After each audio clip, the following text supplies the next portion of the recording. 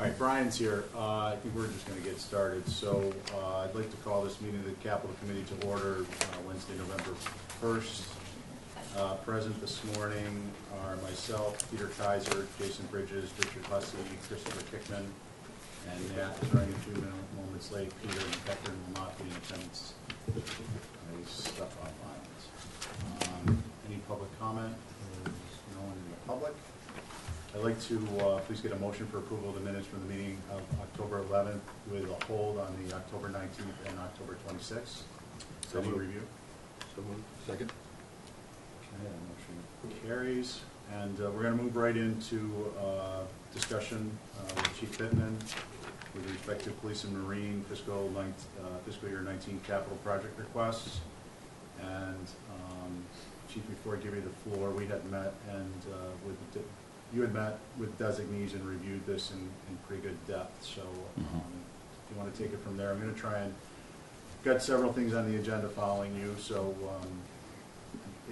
if we can, I'd like to keep it to 20 minutes or less. And if we need more, we can obviously use it. And with that, Chief, you're up. Okay, thank you, Chairman. Members of the board, the capital request for the police and / marine budget this year, our primary and FY19 request is for the replacement of the Harbor Master facility down on Washington Street. And this is kind of an unusual process in which this has come about in the sense that last year, I don't believe we probably talked about it. And one of the reasons for that was this has been a project that's been in the works for a number of years, but it got sidetracked by an initiative the town temporarily took to evaluate all town buildings and make some decisions as to how we were going to move forward. If you remember that discussion, it involved a town building out here, maybe combining, moving finance department, all those things. And as we now know, that project never came to fruition. In the meantime, the facility that we use as one of the primary entry points to the community down on Washington Street for the boating public and a lot of visitors that come in by cruise ship is continually deteriorating to the point where we're getting close to having to make a decision about whether it can even remain open to the general public. The building, the way it was constructed, it's on a foundation that continually fills with water when the tide and the winds are just right and the storms, which has led to deterioration of the floors underneath the public bathrooms. We've reinforced them on several occasions by laying additional plywood on top of them, putting down some epoxy, essentially the equivalent of putting some lipstick on the pig. And but it's gotten to the point now where it needs to be replaced. We started the process several years ago in which we hired a consultant to come up with some concept plans and do an evaluation as to what we could do there. And in your packet, you'll see their presentation as to some suggested uses for that or purposes for that building. One of the another thing that came up this year that we don't know how quite to answer or to put this forward. We applied for back in July of this year. We applied for a $1 million grant from the Massachusetts Seaport Council to go towards this project, and we've heard back, but we haven't heard back that we got that grant. And when I say we heard back, I mean, quite honestly, the best way to put it is we were at a meeting in which there was at least one member of your board was present, in which the governor and the lieutenant governor were there, and the lieutenant governor let it spill that we'd gotten the $1 million. Efforts to get the Seaport Council to put that in writing, however, have been unfruitful. And their response to us is they want to see the community put an investment into this before they'll release that kind of money for a project. But they did encourage us to also put in a subsequent grant for design and permitting funds, which we recently did submit an additional amount of money to cover design and permit costing. So I got to think that they're committed to that if they was encouraging us to put more money into it in that respect. So that because of that, that moved this up the list a little bit for us to become more of a priority. It's still a $3.5 million project, so we would need an additional $2.5 million to complete this project of town monies to do it. So, any questions about that project? Or? Okay, great. Go ahead, Richard. What's the age of the building, Chief? You know, I could, Charlie? The original structure was built when they built the town theater, 76. Then they did an addition to it in 2005. The structural report that was included in there shows several of the deficiencies, and when they did that addition, they didn't use hurricane ties. That structure, the addition is basically laid on top of the original building. And that was code at the time? I don't think so, because they used a lot of electrical wiring in there. As the engineering study said, it was built to a residential type of design. And again, it was, unfortunately, at the time, here's some money, fix the building, and you talk to a local contractor, and they do it for what they know, residential construction, and, get it done for the shortest amount of money and kick the can 10 years down the road where we are. I think the engineering study, the architectural study that was done, and this shows you how this project has been on the table for quite a while. Back in 2014 when we started, 2015, those engineering studies haven't, the situation hasn't improved. The building code has actually gotten more stringent, and it wasn't in code violation then. We're in the same situation as you've heard with the Island Home. If you put any more work into it, you trigger code upgrades. And there's no way we can do any substantial work to that building now without bringing it all up.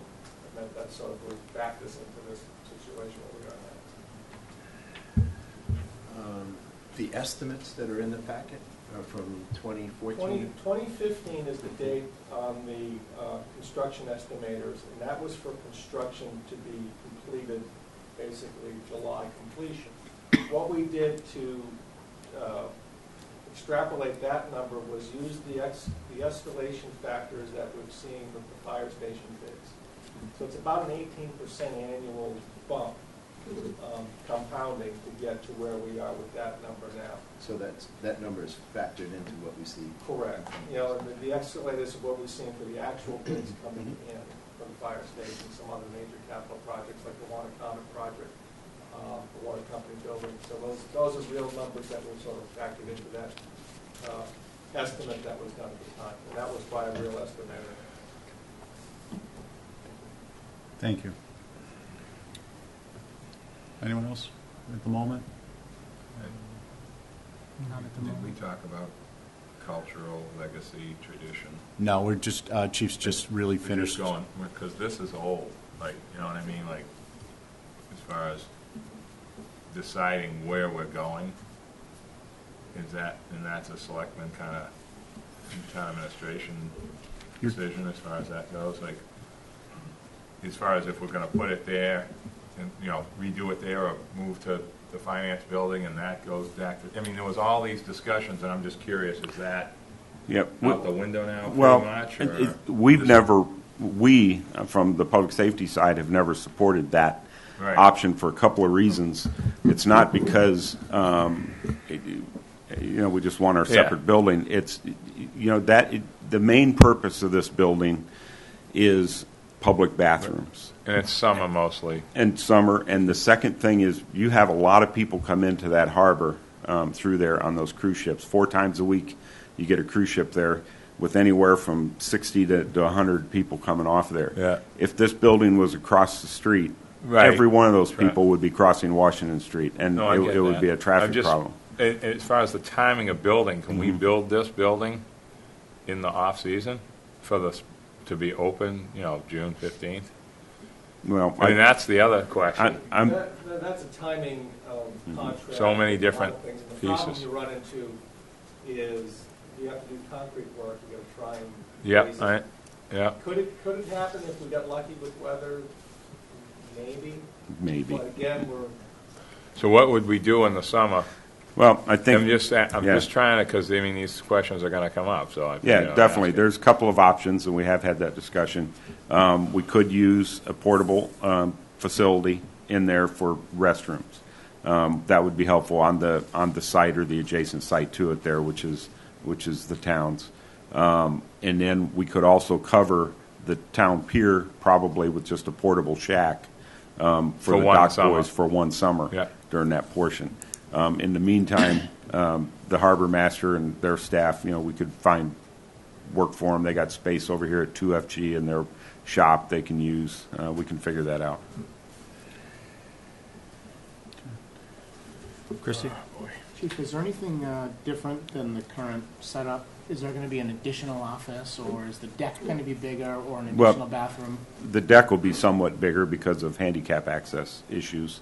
The bathrooms will be bigger. The bathrooms will be more maintenance-free so that they can be easily cleaned rather than the current, what I call drywall and plywood type.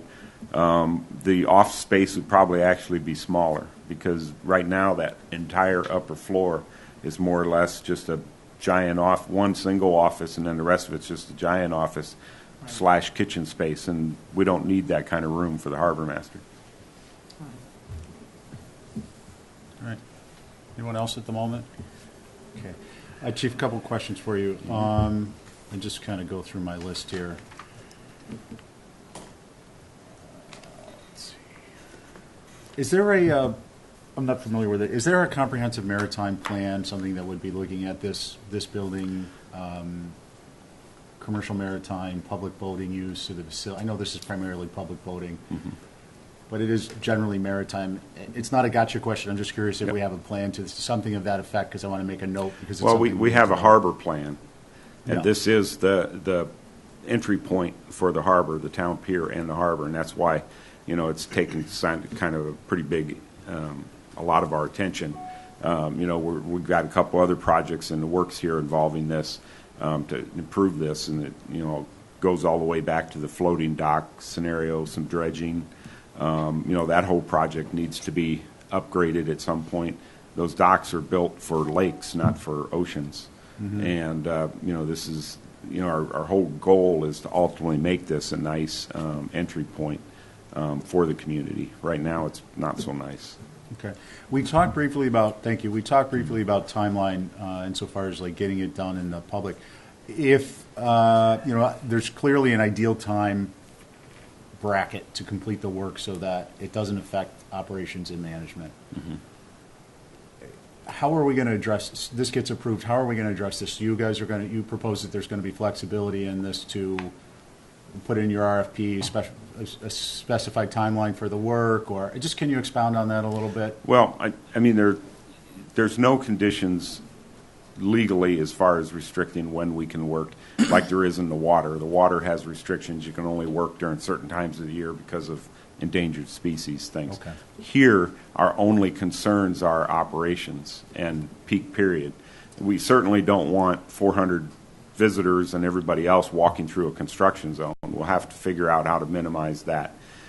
We certainly don't want them walking across the street into the parking lot and gathering. We'll have to figure out how to address that. The boaters out there that depend on the showers and the bathroom facilities, we'll have to figure out how to make sure that continues during the part of the season in which that's a concern. All these are not big hurdles. They're just logistical hurdles, and really until we get a final plan on the building and where it'll actually sit on the site and how we can configure that site to address those, we really can't give you real specific answers. But just be aware we know we have to work through that busy summer, and we have to make it as seamless as possible for the public. Okay, great, thank you. And then just circling back to cost, and then I'm going to go on to a question for Brian on the bond and how we might work out the appropriation with a potential grant in mind. I think I said bond, but I meant grant. Cost-wise, 2014, so this has been in front of us, in front of the Capcom before, and there was a $2.5 million cost on it. The 2014 design, I presume that's what that cost was associated with. And I'm just curious if were there changes made from, was 2014 just kind of a placeholder, and there really wasn't I believe the information we have in front of us is 2015. So if you could explain Yeah, just, that was a placeholder. Okay. To, as a sort of napkin number to say, what would this cost based on what engineers and architects told us. And that sort of was the start of, getting some money to do the study, to do, where are you going with this? So that, that's where we are today with the escalators based on that 2015 estimate. One thing you mentioned about costs, but costs are related also to your construction schedule. If you can try to force a contractor to compress their schedule to meet our convenience needs for keeping bathrooms open and access, for the public through some season, your costs increase. So we're sort of, with the fire station project, we talked about, liquidated damages for not being within a time schedule. That just increases your end cost because the contractors always protect Sure. themselves. So just the caution about trying to fit this into a window of least use may cause costs to go up. So Mhm. for everything we do, there's a cost associated to it. So just keep that.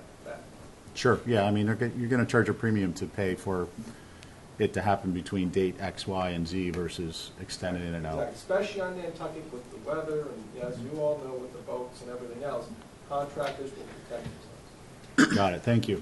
Brian, question, so we anticipate potentially, maybe, there's some grant money here. How will this, if this were to go forward, how does it go forward? And before you answer that, the 3.4 is the total project excluding grant, or including, the grant money is exclusive from that number. Okay. So we've got roughly $3.5 million, potentially $1 million grant. We would put in for appropriation of the 3.5 and just make notice of the fact that the grant is being pursued. Is that, Brian, how we would? Put an authorization in to borrow for the full 3.5, and we would write the borrowing language exactly like we do for the airport, that it's intended to be that any federal or state or other grants received is intended to offset the project cost, and then we would ultimately we would ask for the full authorization, because I don't know the timing of how this grant is going to work, because I haven't seen any of the paperwork yet. So we would ask ultimately at the town meeting for the full authorization, and then only borrow subsequently what we needed net of the grant. Thank you.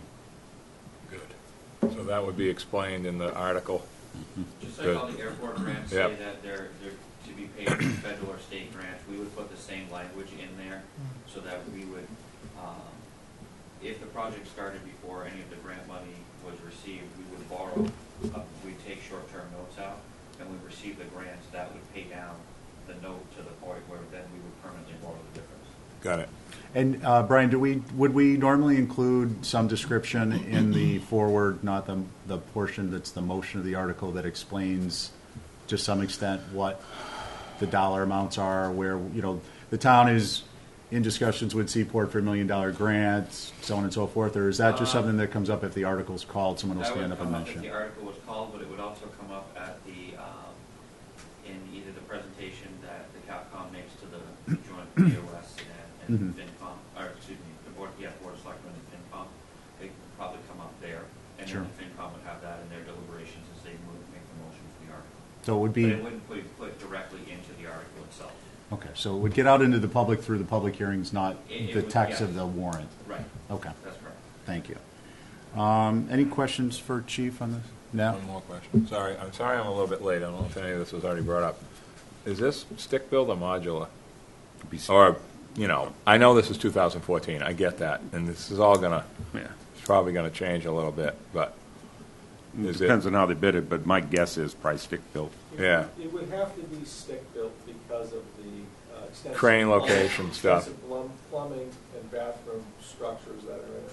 This design is basically, the architect who did this design most of the public facilities for the state public beaches. southeastern Mass. So this design is what they're sort of using. So you've got something to go by then for this project. All right, because the modular, they just did a modular at Yacht Club. Where is he? He's actually off island getting it. Oh, Yeah. is he? Got stuck And then, off. and then the steamship building in Woods Hole, which is the floodplain issues and all that, they just did a, I hate to say the word temporary building. I hope it's kind of permanent. It's beautiful. I mean, and this is just a modular piece and how they've built it. And I know over here it's a little different. I get that. I'm just thought I'd ask because the you know, I sort of see this getting torn down before the summer, setting the, I mean, I'm just visualizing how I agree with what Charlie said about not pushing the contractor to be like, you know, Nostradamus and everything with the weather and all the different issues that we run into. Coming up with a place to put one of those portable, fancy ones like we have for POPs, and building the foundation, getting something sort of built during the summer to get ready to build in the fall, and I bet you we could get it done, you know, if that was how it worked, you know. The problem with the modulars now, and we went through this with the fire station, Yeah. is that most of your prevailing wage and your cost savings are done by modulars that are constructed out of state, not subject to prevailing wage. Oh. Because of the plumbing structures in this facility, because of the showers and the bathrooms, I would not think that it would be possible. It's not going to save anything. To save any money. You're right. Because of the on-site plumbing that would be required in the prevailing wage. Didn't hear, that's first I've heard of that, Pat, of the modular. So public versus private are completely But it's definitely something. different And issues. this is, when you got a real good education. Yeah, with you the fire learned. station. Oh, that's a good point. Okay. But it definitely has a potential benefit in terms of timing. Yeah, So it's something that definitely should be looked at, I think. yeah. I get what you're saying. That's good. Okay. Okay, Christie, and then I'll follow up. Chief, is there any issues of flooding down there? Or Yes. any accommodation you guys are making to Yes. improve that? The architect already went to the building board in Boston and got approval to use a specific foundation that has blowout provisions in it. The other alternative was to build it up, 6 feet? 9 feet, which would have required a huge ramp for public access, and so we couldn't do that. So we got a waiver on that and have the foundation approved. That blowout thing is, I'm just going to tell you, it's stupid. It's never going to work long term. I wish we could just do waterproofing. It's the problem is your height. Code. Because we're in the FEMA. I know, but I've been underneath these buildings that they've done like that, and they're sealing the floor with, it isn't the answer. Encapsulating is the answer. This is a building code issue that's going to eventually get changed. I'm just telling, it will, because it's going to cause other problems with the building. But is there a way to waterproof the building so you don't have to do that? It's an elevation issue. It has nothing Yeah. to do with It's water still, damage. It's an elevation. Well, no, I'm talking about the little door things that those fluffy little stainless can you steel things. can you build one that's watertight? Same height, but not so that you have this crazy thing that's never really going to actually Well, work. but what I think It's just the deputy's saying is, even if we did that, the floor is still at the level where water's okay. going to come to All it. right. I'll follow up on that. You know what I'm talking Yeah. about. Yeah, so Nat, good, thank you, good questions. I want to follow up on the modular, and I want to follow up on the point that Nat's trying to make here, is with respect to the modular, understand the prevailing wage. I do think that even if it were a premium that we were paying due to plumbing or other connections on the site, that it is worthwhile to explore if it's a reasonable premium, No, if it decreases. I agree. If you're shifting all your critical gating items forward and moving them off island and having it delivered, and then, I've done a little bit of building. I think primarily you're looking at your supplies, your water supplies, and your sewer outlet. So you've got 3 primary connections, your electrical. It's not as simple as coming and plugging it in, but there may be some certainly worthwhile to look at, and there may be some utility in doing it, is what we would suggest, and it would be nice to have that discussed in advance. And if it turns out that, excuse me, it isn't worthwhile for X, A, B, and C reasons, let's just put those forward in a more or less concrete fashion so that it's not a topic of discussion and wonderment and delays and so on and so forth at a later date. Because I would hate to see that happen. If we're going to move forward with this, if everyone agrees with that, let's have it move forward smoothly through the process is my particular thought process. What Nat's referring to is more, relates more to the effects of condensation on a building and maintenance that results as a result. So under the building code, you've got ventilation in your crawl space, and we get moisture trapped in there. It gets soaked up into the insulation, and it rots the floor and the floor joist from below. It permeates the building envelope, presses out through the building envelope, gets trapped behind the paint, rots all your wood, creates these problems that you see all around Nantucket that are wonderful for the industry if you do maintenance construction, but they're really not so good for building health.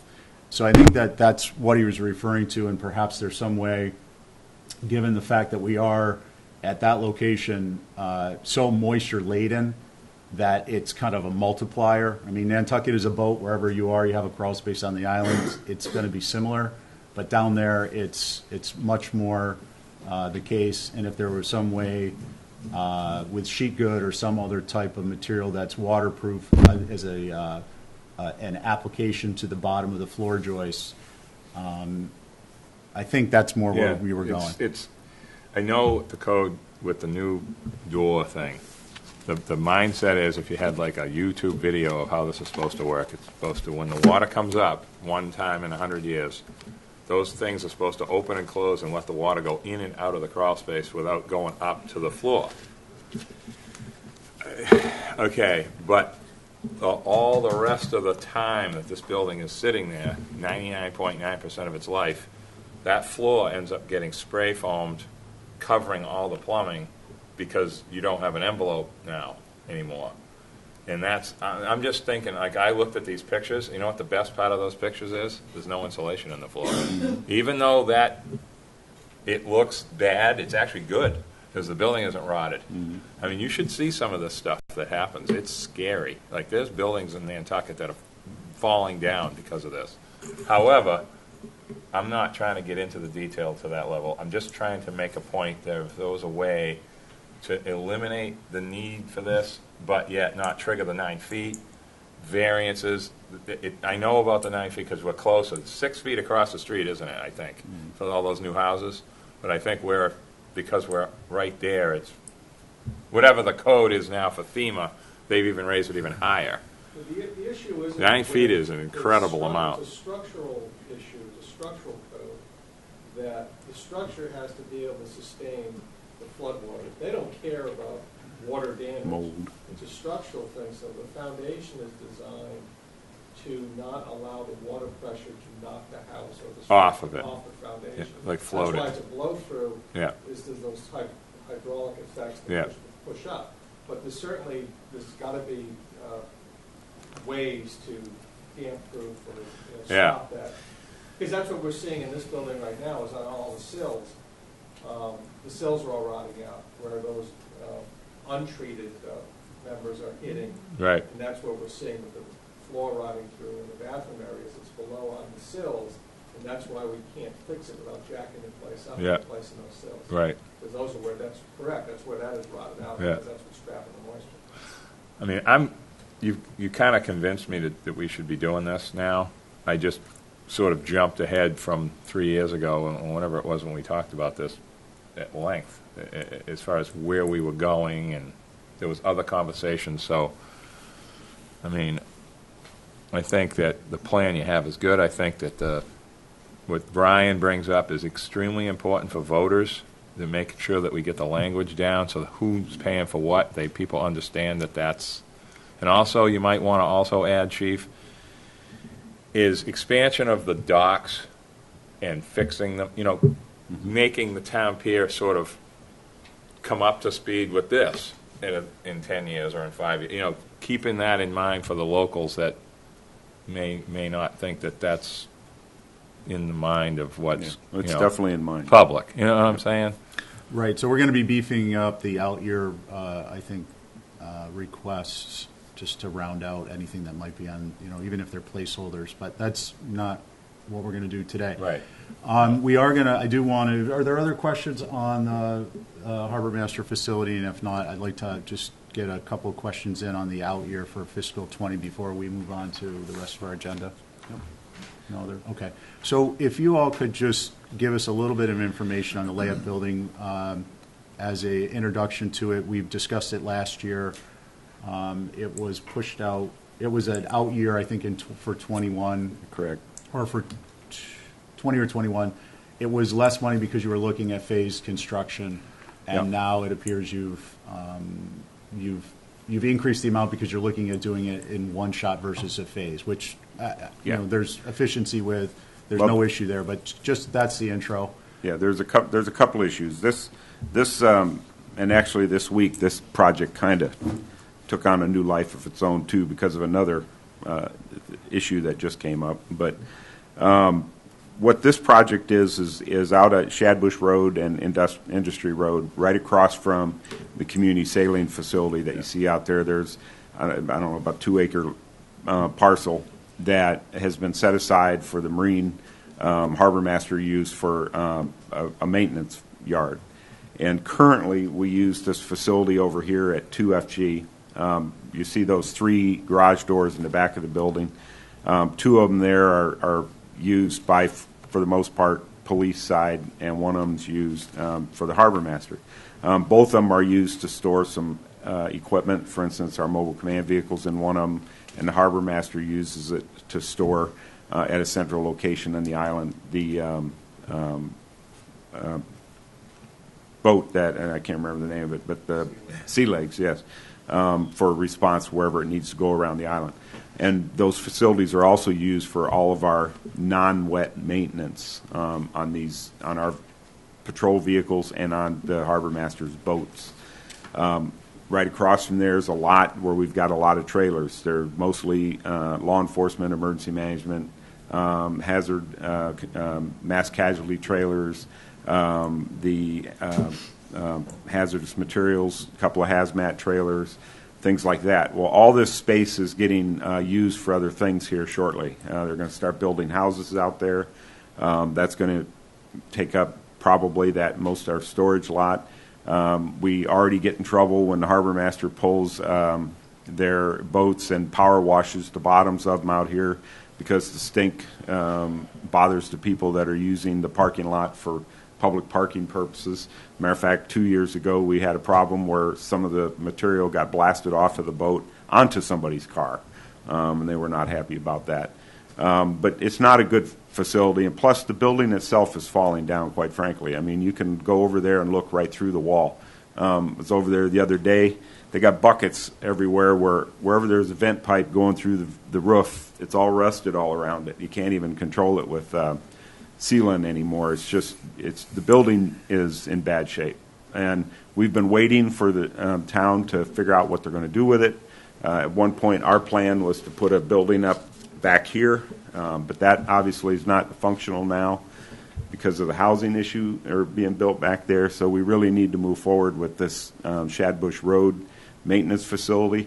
There is some adjoining land there that I believe might be somebody's trying to put something through at a town meeting here in November to make it available for other uses. But, it does adjoin the marine side property, and it would be a suitable location for even a phased expansion, for instance, for fire maintenance, things like that, and additional things like that. So it's a good facility. Our proposal is just to do some site work, to level it out, to put a hard, not a asphalt surface, but a hard packed surface down, probably a work ramp, and then a metal building for work inside. Right now, and one of the reasons this project is kind of taken on a little bit of a new life this week is right now we have a house we use for lifeguards out on Orkawa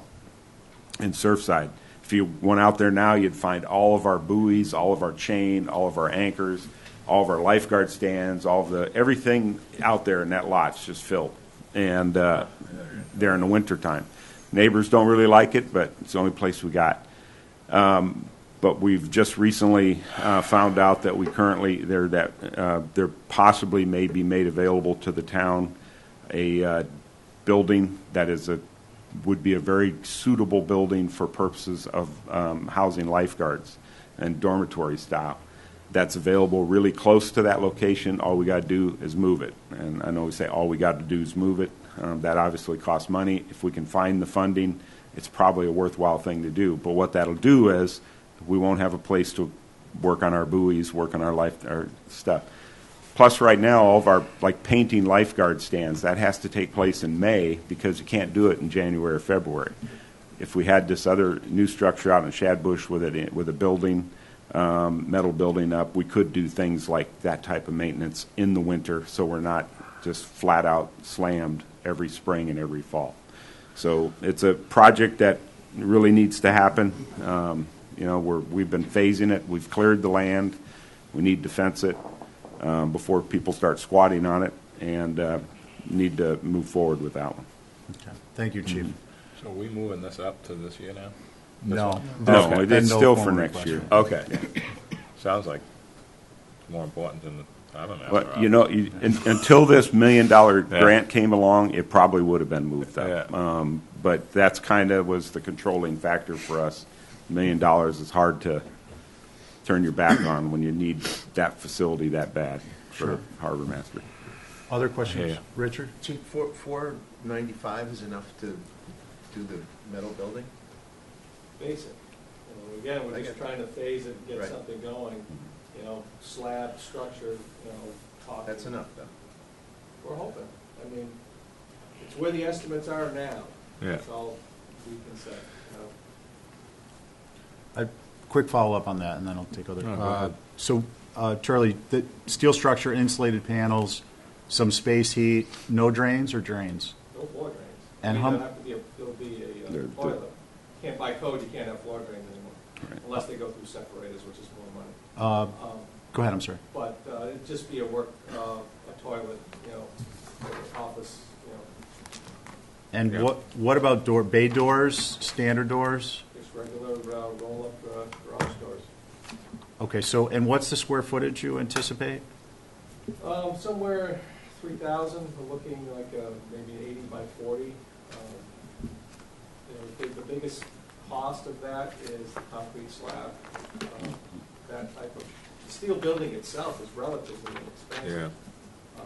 Your site work is where the dollars come in. So, Plainville, Mass. just did a building, a little more elaborate, but they were 6,000 square feet, and their cost was, I think, like $128 a square foot. They were a little bit more, but that was a turnkey type site work, everything in that number. So, and that's a recent number. Okay, thank you. You might be getting a call from the airport. They put in for a building I had of sent- roughly I had- the same size. I have sent this stuff from Plainville, because I just got it, sent it to Tom and Diane O'Neill at the school. Oh, that's, Because we've been bouncing this concept back and forth on story lists. So that was a pretty good number right now, Plainville. Okay. There's some concrete block on the inside, which may increase that. Peter? I was going to Thank you. mention, I think the sewer department, weren't they looking to do something similar too? Interior storage, workspace, unconditioned, minimal heat. So I wouldn't be surprised if Yeah, I think might have we're been bigger, but as part of a larger plan, but yes. yeah. As part of a kind of a broader facility with office space and other things in it.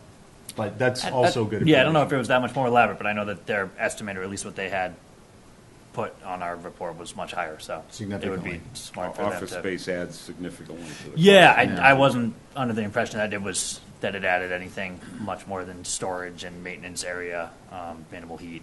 You're just talking about a separate building that they might be Yeah. able to use. I got you. Yeah, That's a good point. that- That's a good point. They might be calling to.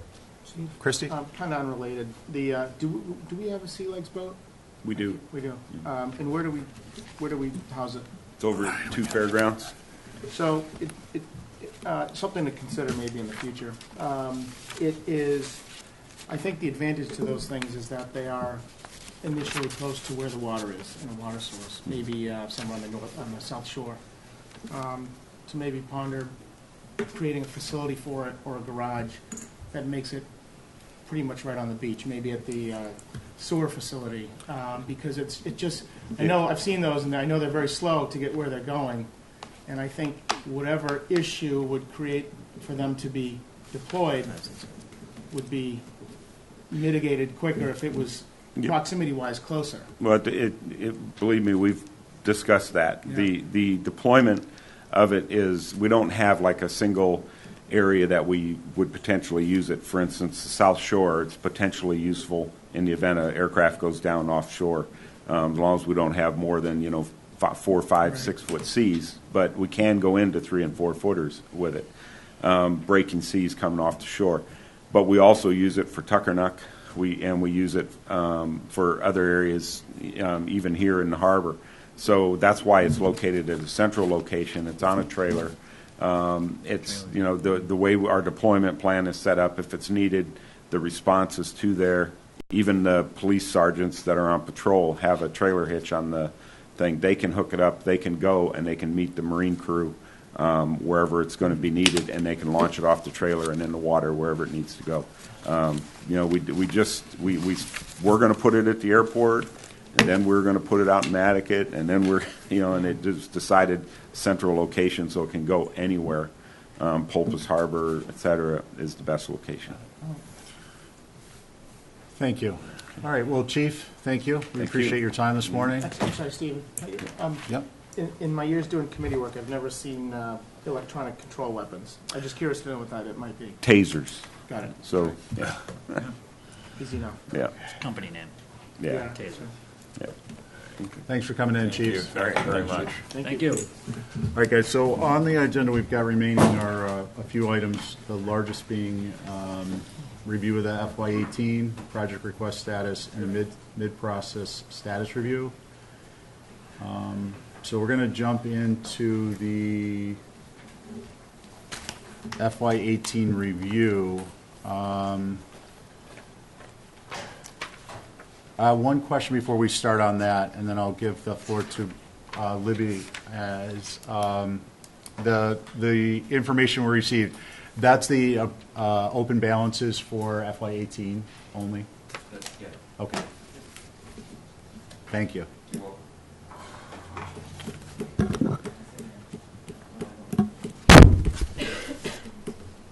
Go. When you're ready. Okay. All right. Now, FYI, on a semi-regular basis, we have a meeting with all the departments, and we go over the status of all outstanding projects. You're just saying FY18. There are a few from prior fiscal years, and then, we have the next, but we're not there yet. So I think between Brian and I, and maybe Julia and Rebecca a little bit, we can let you know the status of these things, but we might not know every little detail. So I think the first item here is Tom Nevers Playground, $100,000 under DPW. I'm just going to go through them. Yeah, can I interrupt you for 1 second? Yeah. So, guys, what we're going to do here is go through any questions, get our questions answered. If there's minor questions that can't be answered, just jot them down, and we'll if they rise to the level of an email, we'll get them answered by an email. If there's something more substantive, like with the sewer or the DPW, we do have some meeting time later in the month and early December that we could have them come in and review with us and have those questions answered.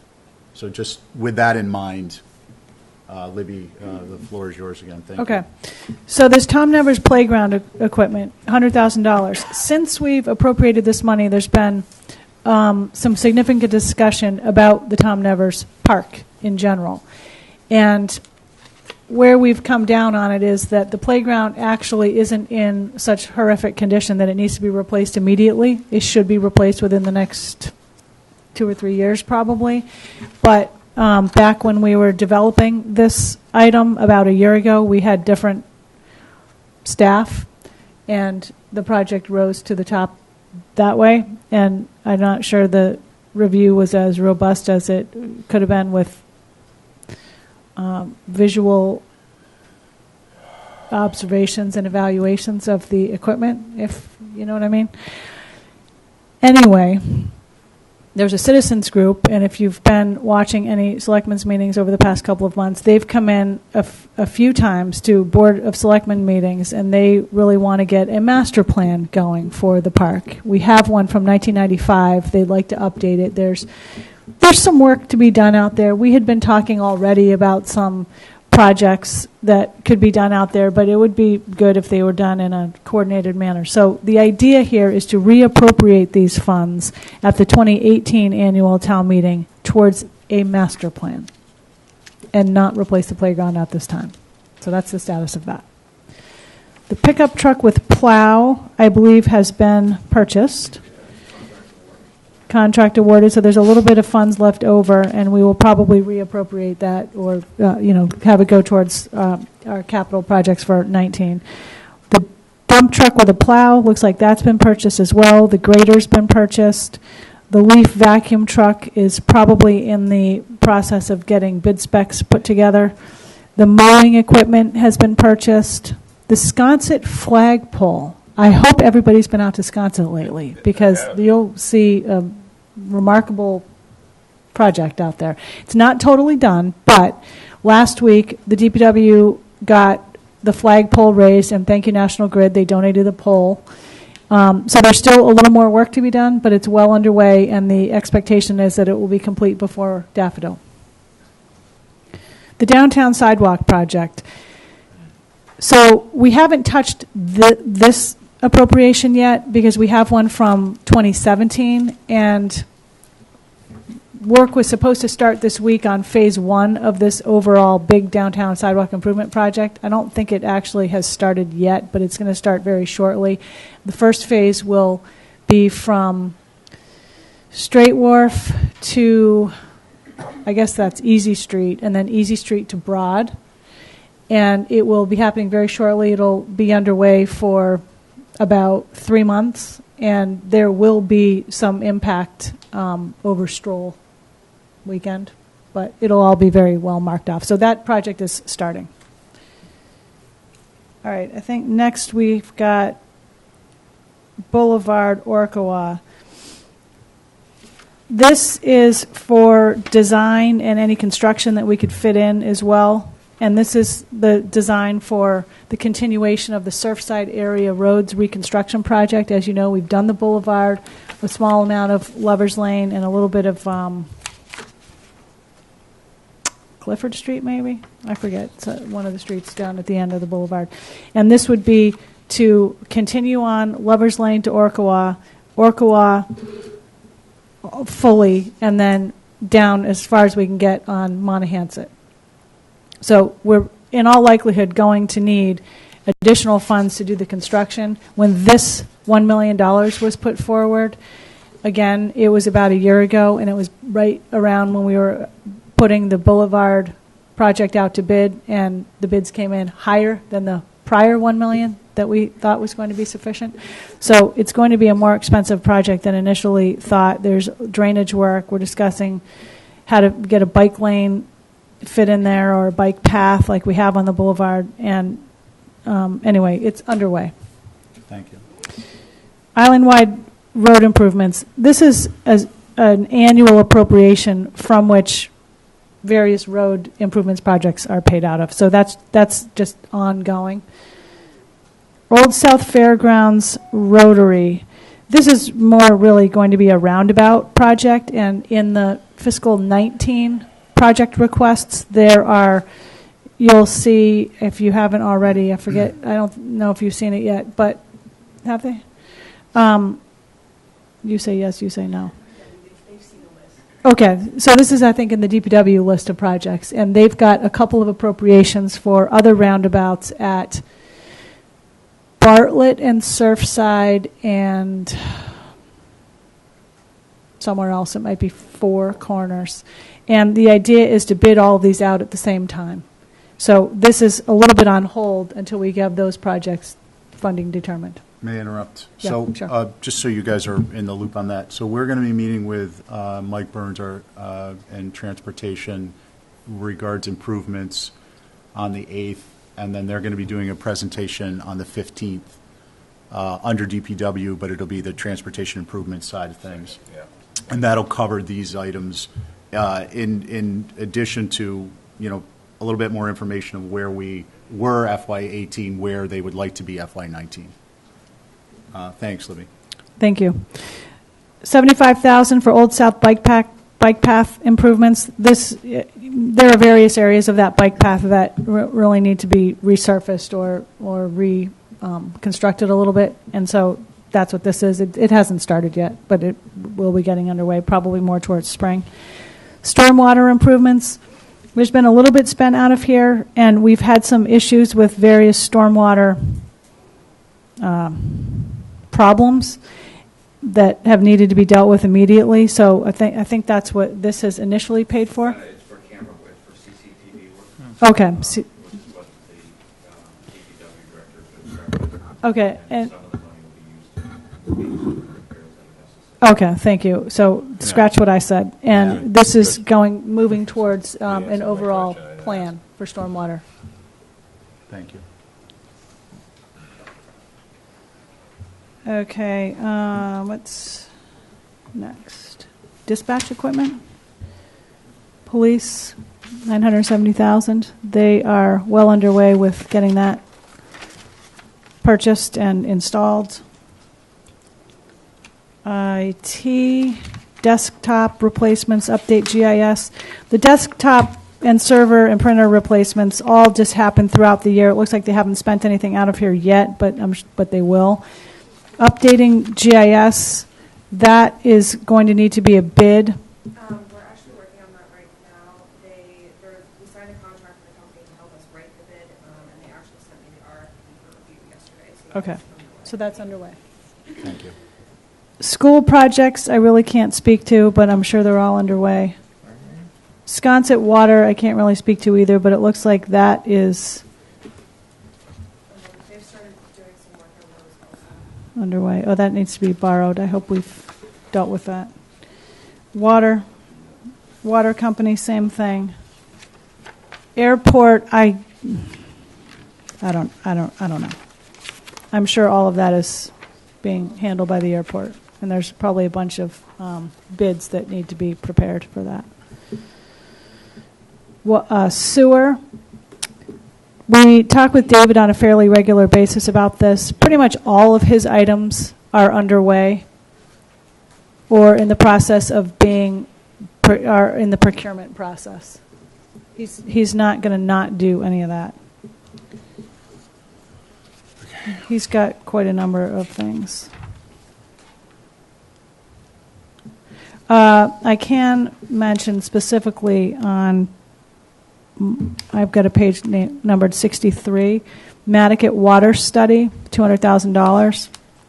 We've been discussing the scope of this work, and I have a scope now. I had to locate a water quality engineer to help prepare the scope and help us oversee the project, who wasn't going to bid on the project. So I finally found that, and I'm hoping to get to the Board of Selectmen within the next month to put forward a contract for the consultant that's going to help us run the project and then put the project out to RFP. Can I just ask a question? What is that about? You got town water out there now. I'm sorry. This is a Matticat Water Quality Improvement Study. Is this to do with the potential, dump issue stuff? No, or is this a has separate thing? This has to do with sewer, and it's kind of a re-review of options to sewer or not, and it's going to have sort of a peer review element of the CWMP. And Since we just had 50 feet of land lost in a storm without a name, I think we should be talking about erosion, just along with spending all this money, or potentially spending money on sewering Matticat. Just my personal thought that's probably rolling around in people's minds. Anyway. Island Home. Okay, so Island Home has some capital items that we were trying to bid out together. And was anybody at the BOS meeting last week? You guys were with meeting, you're Rachel's liaisons, so you know a little bit about this, right? And the bids came in the one bid came in higher than the appropriation for the project, so the idea was to seek additional funds at the 2019 town meeting. And we were talking with Rachel yesterday, we're going to have to schedule some time for her to come back here and review it with you all. Thank you. Can we get some out, I know this isn't part of what we're discussing now, but it's topical. Can we get some out-year information too? Because we've got no requests for our island home. I know that's a loaded question, but, and not to be discussed necessarily at this meeting, but I want it to be a trigger for that discussion. Yeah, we don't have the out years right now. The last thing I knew was we were trying to get a really strong facilities maintenance plan done, and I'm not sure what the status of that is. So I'll find out. But that's where the out year items would be. Okay, yeah, and that's what I was hoping we could have a discussion on. So at least we've had that discussion at that point at a future date. Thank you. There's obviously a lot I there. know, I'm with you. That's loaded. The plan is we're actually going to, they've identified a smaller group of projects that we think can fit within the available funding, and that's actually going to be going out to bid in the very near future, so that they, and then the items that they've identified that can be held off a little bit on, are the items that will be coming back and discussing additional funding for the 2019 or 2018 annual town meeting. Thank you. And just before we close that out, the facilities report will include recommendations on other items, or specifically with respect to what was already listed and trying to prioritize and reprice that. Is it a broad facilities maintenance report, or is it very? It'll give you the idea of what the out years would Okay. be, or what those recommendations would be. Thank you. Brian, Christie? are you referring to capital items for this Yeah. session? Yeah. So the bid came in, just to let everybody know, the bid came in at $1.39 million, and we had $700,000 to do the entire project. So the final sub bids were over $500,000 alone. Are these bids subject to prevailing wage? Yeah. I thought they- Everything we do is subject to prevailing wage on a building project from penny one. So Thank you. And I'm sorry, Christie? So would these precede the work that was supposed to be done last year? Was that done yet? The shingling, and It's actually part of it. it's all part of it's this. gonna be part of it? Yeah. So if I may, what was approved last year, our recommendations was authorized at town meeting. The bid came in high. That work is being kind of partitioned and segmented off so that what can be done, and then the rest of it will be incorporated into out-year requests with the results of the facilities report. Well, it's actually, I would say that it's not going to be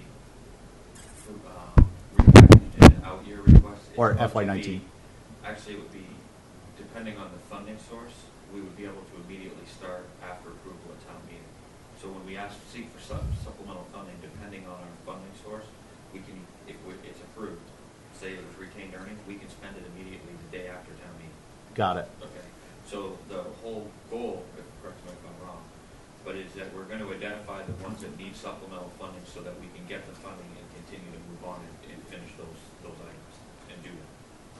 Okay. I wouldn't say specifically that they're fiscal 19 year request, it's supplemental funding for the articles that we had to finish all of the work that needs to be done, that was proposed to be done.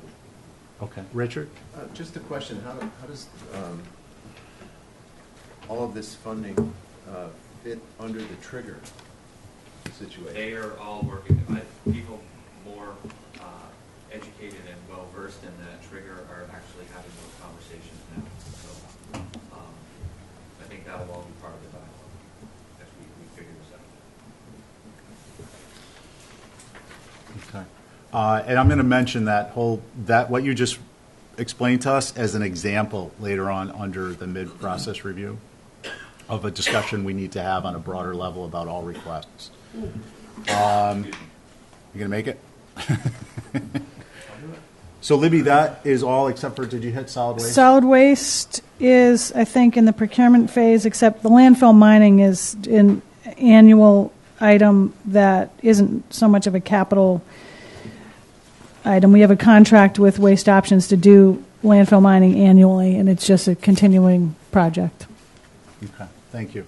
So does anyone have any broad questions or specific comments at this point? Christie? Libby, is there any, in roadways, when we say roadways, is there, does that include cobblestone roads downtown? Yes. It does. Is there anything on the horizon for that? Yes. They just did something. They just did some sidewalks on not sidewalks, crosswalks on South Water Street, and Rob has a rather significant capital request in 19. I think he does have some other plans for 18, but he'll have to review what they are when he gets here. I just don't remember. Just curious. It seems like every maybe 3 years, 4 years, we see a crew on the actual roadway doing cobblestone work. Yeah. Yeah. I can ask him. Yeah, he'll know more. He does have plans. Yeah. Okay. Matt, did you have something? No, I Just expressing yourself. did a little bit. Okay, I got you. Okay, Libby, I got a couple for you. School, we kind of touched page 57 is school. I'm going to bring up, not at this point, but I just want to highlight for you some concerns about the Bacchus Lane playground fields. I support the project, but I'm going to need some clarification, I think, on that. The original request last year we discussed and we thought was low for the entirety of the project, and then this year it's in again for more monies, but these monies haven't been expended. And then there's also, I believe, if I read it correctly, an increase above and beyond the fiscal 19 request, which is like a phased improvement. So I'm going to look for some clarity on that from you all, but just so you know what. Okay, these are school projects? Yeah. Okay, they're going to have to clarify that. Right. So that's one of the things we'll go through that chain, and whether it's, we can resolve, if there's more questions about school and it's a mass large enough to have them come back, so be it. But if not, it'll be just a quick series of questions via email. Okay. Okay. Also, just FYI, on the Bacchus playing fields, Yep. True, not much has been spent, although they are a bit hampered right now because of the ownership The land bank. issue. Yeah. And there's some action to be taken at the special town meeting. Okay. Yeah, I just want to get a better handle on how those all fit together and what changed and why the numbers have changed and so on and so forth. I'm sure there's an explanation, but I don't want to have left it. Christie? Just on that, I recall last year the question coming up maybe twice, that is this enough money to complete Yeah. the project? And I thought Diane said yes. And I thought they had said they were going to use in-house staff to do a lot of the work. I was surprised to see another request this year because they were so adamant that that was enough money that they needed to complete the project. But Have they already been in? yeah, They've been Yeah. in. a few weeks ago. So, Did any of this come up when they were here? again, I'll follow. Well, I think one of the things that I want to mention in our mid-process review is doing this next year in advance of when we do the presentations. I know there was a bunch of Okay. extenuating circumstances that we didn't do that, but I think it would be helpful for a variety of reasons, not least of which this is a good example. Any other questions on school? Because I'm just going to hit the ones that Libby didn't have to put the questions out there and see how you want to handle them. Okay. So water, I had nothing else. That's 58, page 58, 59. Airport is page 60, 61. I think I'm clear on that whole vehicle thing, whether it's a new vehicle or not. I'm really not clear on the priorities, and maybe it's just a little dense, but it seemed that there were some groupings of priorities, and I heard this is a number one a couple or a few times, and I just wasn't on the same vibe with Tom, so that I'm going to ask for a written breakdown of priorities. And again, the priorities are not because we're trying to differentiate between what their requests, we've got the ranking system, we're going to differentiate and make recommendations based on that. But if we have when we have a discussion about what the total appropriation is, we may need to, it will be useful information to know what they feel is most appropriate, to then be discussing with you during our evaluation. Anyone questions on the airport stuff from FY18? Okay. Sewer, is page 62, 63. I have a question on that. Does anyone have questions on sewer? Okay. So sewer, I keep hearing about the CCTV van and the 5 guys and the training and the certifications, which frankly, to some people sounds like a huge personnel cost, and it is in some ways. But I think it's a tremendous savings overall if it's going to affect savings in the CMOM, which I think it will. It will save us, potentially millions of dollars if we're doing all this in-house, which is something I want to explore a little bit. But I guess just the point I want to make is I wasn't familiar with the CCTV van and the personnel coming up as part of the CMOM plan. It was discussed as a plan, and then I don't recall the discussion of that last year at all. Right, so the CCTV truck itself was actually part of the $41 million project. Which, the sewer? The Shell project, it was actually a discussion had long That's right, before. you said that. Before this. Okay, thank you. That's why it didn't come up last year. And I think that, maybe it's unclear, but there's not a proposal to hire 5 new employees for this truck. It's training of in-house staff. So Yeah. Okay. Thank you. Yeah, it's not an indictment. I'm just, No, I just want to make sure that that's clear. It's not 5 new employees because we have the CCTV truck. It's currently employed staff of the sewer department that will be trained on and able to operate the truck.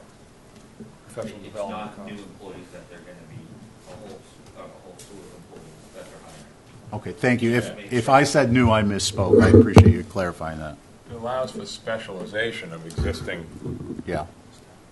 like we had with the Roto-Rooter truck. We're going to be able to do future things. Yeah. I mean, that's how I heard it. That's how I heard it too. You know what I mean? But I was a little uncertain where it fit into the bigger picture. I know last year was my first year with Capcom, and it may have preceded it. But the way I had the discussion unfolded, I understood the funding was part of the CMOM. Okay. The funding was discussed long before that was part of that entire package for the sewer expansion. Okay. So at some point, I would like to have looked into perhaps, I think we all would, the concept of, a large part of the CMOM is the video inspection. And if we have the video inspection equipment and staff, and we're budgeting $2 million a year for 5 years for the CMOM, there's a savings on the capital expense if we can be utilizing it for that, is the thought. So Yeah, not for, True. The CMOM will also identify areas that need to be repaired, so I think that once the camera work is done, the majority of the focus with the $2 million is more going to be on Actual maintenance. And the focused maintenance on the areas that have been identified. Just to let you know, in regards to the 18 CMOM plan, we have signed, the first lift in this plan is actually getting a full analysis of everything. So we've just entered into an agreement with Hazen and Sawyer to do that, actually, as part of this plan. Secondly, secondary to that is the CCTV work that is being done, which rolls into this plan. There's also I&I work, which is inflow and infiltration, which we actually, as part of the CMOM plan, we wrote the language this way last year. We did receive a $500,000 loan, 0% interest loan, 2% interest from SRF to do repairs for areas or for inflow and infiltration that's been identified as part of the CMOM, part of the proposal. So there are a lot of moving parts with CMOM this year, but I think that once this initial plan is done, the majority of that $2 million that's in other years is going to be focused on the repairs of those areas that have been identified. okay, so if I understand correctly, the CMOM is covering inspection, analysis, recommendations, and we budgeted as placeholder in out years for repairs. Okay. That's very helpful. Thank you. Anyone else on those? Okay, great. So we're going to move right along to the mid-process review. Kind of, I guess there's a few items I'd like to just touch on before we open to committee discussion. And under where we are now and might like to be, Libby, at some point very soon, I think, good idea to have your general thoughts for our evaluation well before we make our recommendation on the appropriation and funding sources. And then after that, with the similar reasoning, is some type of a directional meeting, perhaps with Board of Selectmen, FinCom Chair, and you and Brian. I guess Peter mentioned that was something that happened last year. So You mean just those people, not the whole group? I think so, yeah. I mean, so we're getting Yeah. a kind of a, if you will, a budgeting meeting type of, capital budget meeting. If you think, I think that would be helpful for us, and I hope it would be helpful for them in the town as well. And then,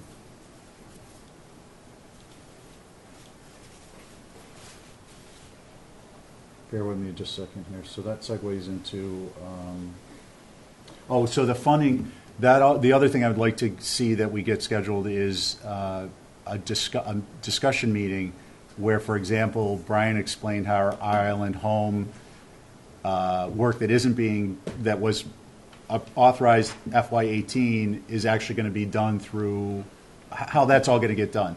But using that as an example, how that type of thing and funding and appropriations relate to all of the requests that are in front of us, because I think that will help to inform our evaluation and recommendation.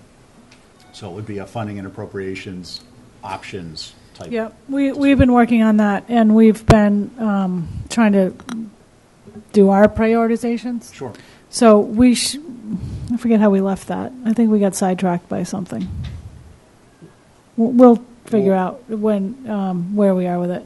Okay, thank you. I had hoped to I've got a few things, maybe 5 minutes of your time with our professional staff, town administration after the meeting, which we'll budget into before 10 o'clock. Okay. And maybe we could talk about that just in general terms, and I can report back to the group at our next meeting. Sure. Okay, thank you. So having said, those are some thoughts if you guys want to, Libby, if you want to open up the mid-process status review. Well, we've reviewed every department, and we've had several internal reviews on our own to apply the ratings, and we've rated every project, and we're in the process of, as I was trying to say, applying funding sources to those projects. So it's looking like overall we would be proposing or recommending possibly up to 3, but definitely 2 debt exclusions, $15 million for the DPW garage, and a number, perhaps up to $15 million for Old South Road corridor improvements. And the enterprise funds are, for the most part, on their own with borrowing and or retained earnings. The rest of the general fund, we do have to do some prioritization because obviously we're not going to be able to fund everything. We've done a lot of, for example, I'm not even going to say trimming, cutting of DPW, because he came in with a very significant number of projects which are simply not going to fit in to existing funding sources unless we would ask for voter approval for overrides or debt exclusion. So we think we can fit our sort of remainder projects or our prioritized projects into funding sources that include free cash, the minimum capital funding requirement, the reappropriation of prior year articles, and the grant for the marine building. And there may have been a couple of other sort of minor-ish funding sources here and there, but without further. We did talk about maybe okay, I take it back. We did talk about possibly a kind of a menu of capital overrides for some items that we think are really necessary, but they can't fit within the funding sources. So we may be at that point here. And what I have heard from the Board of Selectmen and a little bit from you all is we really need to focus on infrastructure now. So that's going to mean capital overrides. If But that's in really the what we're placeholder going to form, do. in a lot of cases, right? Sorry. That's fine. At least I got the microphone in front of me now. That's good. Because I Just took it away make sure from you are. Christie, though, so he's not hearing anybody now. Is this placeholder issue, is your thought to have on these other items to be sort of in a placeholder sort of where we're not asking the voters Well, to just write a check right away. I don't We're know what more you of mean by holding it. placeholder. Well, the last issue, you know what I mean, like having the projects that you just mentioned, Mm-hmm. having a placeholder for those projects, so that they can be Generally recognized yes, as existing. so they stay within that Not a appropriation. surprise. Instead of, you know, we talked about this, Brian, last meeting. Now you're looking at me like I never brought this up. The Old South Road one is going to be a placeholder in a sense because we don't know exactly how much everything is going to cost. Okay, We're trying to talk about it from that I think angle. we need to not use the word placeholder, because that sort of sounds like we're not doing anything yet. So what we mean is, we would authorize, Yes. say, $15 million for Old South Road corridor improvements. We certainly wouldn't, and if it was approved by the voters, we But wouldn't it's not borrow it all at one time. That's my point I'm making. That's just once it's approved. Okay. But I wouldn't, I wouldn't call that a placeholder. yeah. No, okay, yeah, I get it. Project's approved, we have the authorization. The authorization, that's sort of part of that, is so you're not, because when people ask these questions, we're not borrowing it, levying taxes for that money right Until away. we actually Do the are ready to project do and the its project. bid and so forth. Correct. So that's what I'm trying to say. Yeah. And keeping it within the ability to take that money and move it to something else that's related to it as well is key, because we've been doing that. That's sort of something I didn't realize we were able to do until this year, Yeah. which is helpful when things change. Sometimes stuff changes and you have to move money around to something else. Yeah, although I want to caution a little, because, for example, for Old South Road, we're going to need to be pretty specific about, well, internally or publicly, we're going to need a plan for what those improvements are. So, for Right. example, We- if we say in the plan that there's going to be a roundabout at Old South and Fairgrounds, then that's what we need to try to do. But if I'm not saying this very well, but if we have if our project is titled on the ballot, Old South Road corridor improvements, debt exclusion, $15 million, there is some room to be somewhat flexible with exactly what those projects are going to be. Right. But we wouldn't be able to do, like, the roundabout at No, Monomoy. I understand that. You know, we should have a plan that people can look at so they understand what the idea is, and we could have a disclaimer on it perhaps that says, this plan gets reviewed annually and it may change from time to time, but not change to be downtown. Right. It's got to remain fairly. Right, so the funding needs to remain within a rational framework of the description of the authorization. Correct, thank you, that's a good Sure. term for it. And I think, Nat makes a good point. I think it's useful for people to understand that the authorization doesn't mean funds are encumbered and it immediately goes to the tax roll. However, I think, it's useful and important information that kind of gets lost, even once you put it out there in more of the kind of, I hate to say it, but more of the drama of the topic at hand. Scuttlebutt, yeah, thank you. Okay, so that's a window into your mid-process review, which is very helpful for us to understand, kind of where we're going to be taking. It's kind of a taking off point for the funding and appropriations discussion we'll be having at a separate follow-up meeting. And then insofar as our mid-process review feedback, or in addition to any comments that anyone has on, or questions that anyone has about what Libby has said. No. Can I just say one more thing, Mr. Chairman? Yeah. Brian, this is kind of for you, because I just thought of something that to help me with what I'm trying to ask, if it's fresh. The sewer bid, the 18 million or whatever, that explanation of where that money wasn't even borrowed is sort of my point of trying to. This is an education for the for town meeting is easy because you can have a screen and you can show everything. You can show a roundabout. You can show this. You can show that. But you can't show it in a ballot box. Ballot box is a black pen. And that's it. There isn't anything that you can do other than words on the ballot. You can't put, a packet in there. So I'm trying to utilize some of the things that you've done, some of the things that you've said to us through this process to help the next process and the next process. That's all I'm saying. And I'm not trying to confuse anyone. I'm just trying to come up with sort of a rational way to get to that. We're doing our due diligence here, then town meeting, and FinCom, then town meeting, but then it gets to that override area, and it's like, here we go. Did we do our homework? Did we explain it right? That's what I'm saying. So that sewer thing is big, because that's gone now.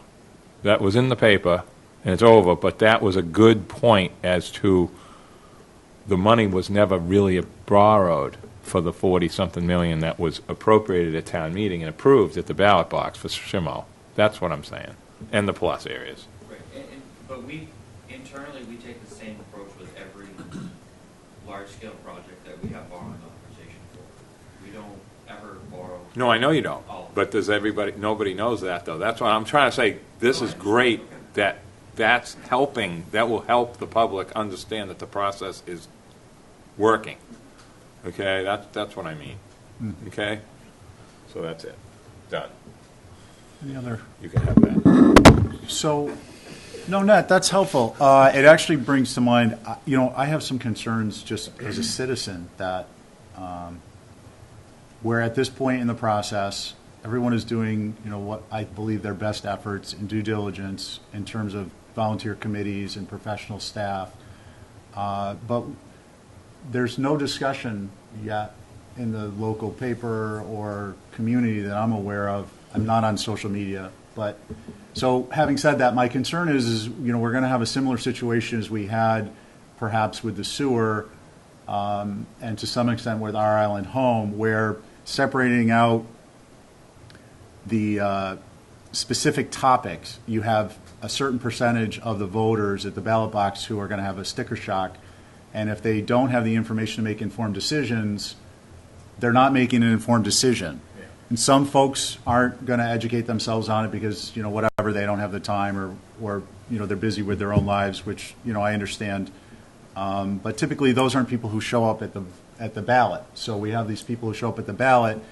And I guess the question is if we're going to go through all this work and, we've got these plans in place and we know that these are, this is somewhat hypothetical, or, it's not our place to be doing this, I'm just bringing it up, is how do we get that information out to people so that they're making, they have the information so that they can make an informed decision, as opposed to just seeing a price and a description, which is, less than a Twitter thing, right? That's 140 characters. I don't know what it is on the ballot. So I just want to bring that up because it's a concern. Yeah, so we can put our public outreach machine into place when we know that Capcom, FinCom, and Board of Selectmen are behind these projects. Right. So as soon as that happens, for example, the DPW garage, we've already started talking about what public outreach we can do. There might be, and this is very similar to what we did for the fire station and what we did for the police station. We have tours. We get somebody out there to do a video. We go on to what's available to us, the radio, Gino's show, perhaps NCTV. Don't think I've mentioned DPW Garage yet in my e-newsletter, but we've talked about it a little bit in general. So it'll get a lot more focused and specific once we know it's going to go forward at town meeting and on the warrant. Thank you. Yeah, I guess I'm just trying to get towards ramping that up, and also just finding out how that happens. That was kind of an informational question for me, as much as it was a statement. It was, when does that happen? How does it happen? And I think that you mean the PR stuff, the public outreach stuff, which you've just answered. Okay. So we're on. I think we're pretty well on top of it. Again, once we know, we can start it. Got it.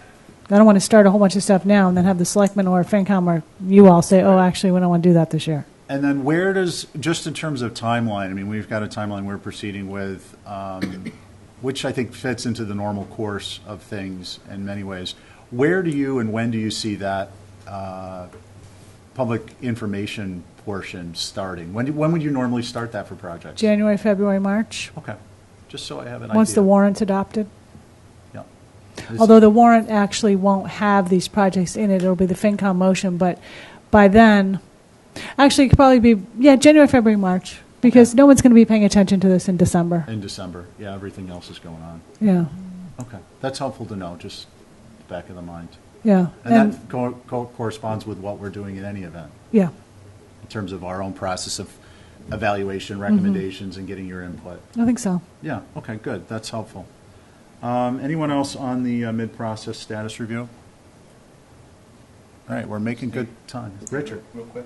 Libby, where are we on town administration in terms of what the plan is for 2 Fairgrounds Road, for Water Street? Well, Complex there? Town administration, about 2 years ago, had put forward a recommendation to the Board of Selectmen for a new municipal building. And the board wasn't ready to, actually, the board at the time agreed there should be a new municipal building at 2 Fairgrounds, sorry, which would involve offices from the town building, finance, move them all out here, and then we would get to South Water Street and 37 Washington, but it has not progressed. So it's nowhere right now. I would say it is not anywhere right now. Not even on the horizon out there. Well, I think it's out on the horizon, but it's floating out there. It's not anchored out there. That's a lot of money, right? It's a lot of money. I mean, we did a feasibility study, which 3 years ago, maybe going on 4 now, which I think the price tag was hovering around $30 million. No. So my suggestion on that, I think in keeping with what we're trying to accomplish planning-wise, is that we give it an anchor, even as a placeholder, in the sense that we're talking about placeholders, so that it isn't an out-year plan. Yeah. I think it's a shining example of things that we know are either a request or a project that's been discussed and deemed by the Board of Selectmen, or you as town administration, or fire department, or police, to have value, and it should be recorded as an out year, so it's part of a discussion, and it's also part of the public, it's in the public domain, and I think to some extent it starts discussion around it, so it's just not coming out of nowhere. Yep. So if that... I think we had it in an out year, didn't we? We had it in an out year. And then, so just, thank you. And then I think just in terms of our mid-process review, there's a couple of items that, out years, we haven't really had an opportunity to focus on, I think, with some changes that have been occurring. And I think that something I'll follow up with you after the meeting, Libby, is how the out years, I don't want to say this, I think we should have at least a brief meeting to review out years. That is part of our charge. I understand that we are, as capital planning, in the process of a reset, if you will. I think the term is getting overused, but I'm going to use it anyways.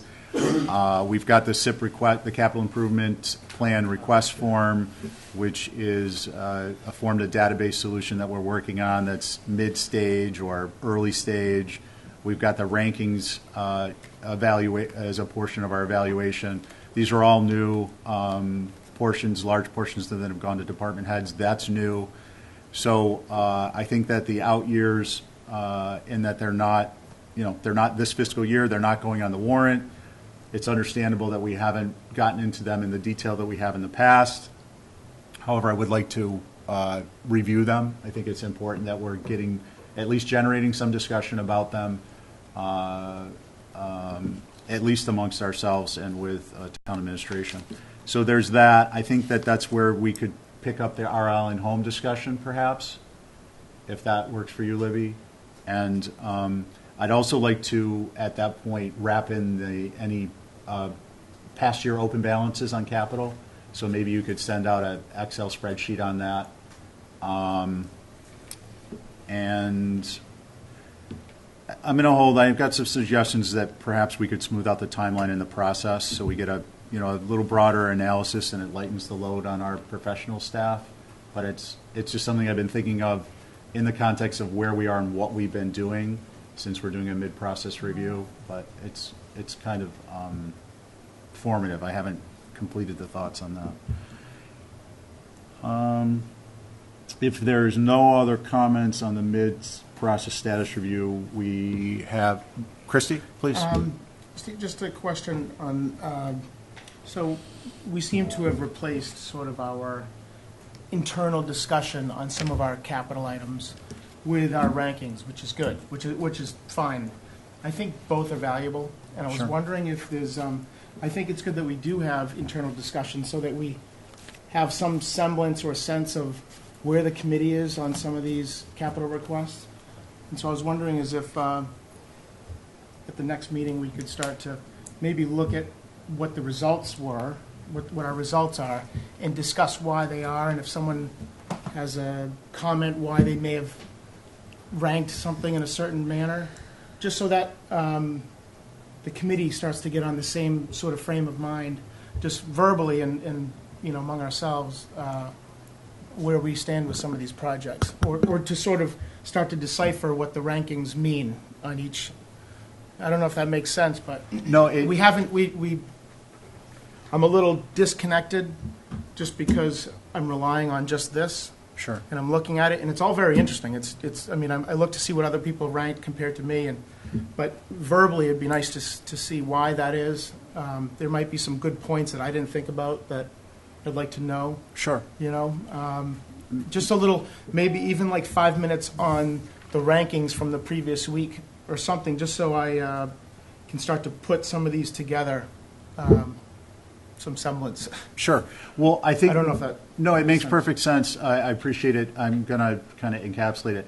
We've actually scheduled that in. The thought process was to get through all the requests, because this will be the first meeting we've had that we're actually not bumping up against our, I've got to go, people are running out the door, it's 10 o'clock, it's 10:15 type of a thing. So we haven't really had, I don't think, the time to do it properly in the course of the meetings, review rankings during the next following the successive meeting as part of our timeline. However, we have built in, we have extended out our recommendation, the due date for our recommendation, Yep. for a few weeks. And what I've done as part of that is build in a time where on the, let's see, so the 29th we're going to be busy with the DPW, general facilities, and fleet, stormwater, park, solid waste next week. That'll eat up 2 hours pretty easily. The 15th, we're going to be doing transportation, including the Old South Road corridor. And we have budgeted time for them on the 16th as a continuation, or we could then pick up our review any outstanding items and issues and begin prep for final recs. And then we've got 3 meetings scheduled to recap and status review, and that's where we would be really kind of probing the rankings and intergroup discussion of where we are with this particular request versus that request. Because I think the point you made is that rankings are, the rankings are useful in some regards, but so is discussion. So that's the long way of saying we've got it mapped out, and those are the specific dates that we'd be doing it. Is that? Yep. Okay, great. All right, anyone else? Thoughts on? So the date of next meeting is Wednesday, November 8th, 8 a.m. here. We're meeting with the DPW to review, as I just said, facilities, fleet, stormwater, and parks, and solid waste. And then, do we have any comments on committee reports? Okay, so we met, designees met with the DPW, had a great discussion, more philosophical planning and so on and so forth, and the usefulness of a capital asset needs assessment form and how that could fit into a larger plan and help town administration with an asset management plan and things we've discussed here in the past, but that they're also following on. Interesting discussion with Chuck Larson, the system we're using for our rankings. he worked on in his postgraduate. I'm not sure if it was his thesis or not, but it was part of his postgraduate program. So that was kind of interesting. He got a little amped up when I mentioned that. And then we have no other, has everyone met with their committee? Did you get a chance to meet with Airport? Friday. Friday? No, we're meeting Friday. Okay, We're great. going out there on Friday. Okay, I have not, we haven't. not yet. Okay. Anyone, any comments, general? Nothing? All right, so can I get a motion to adjourn? So, All second. right. And motion is taken. Thanks, everybody. Thank you.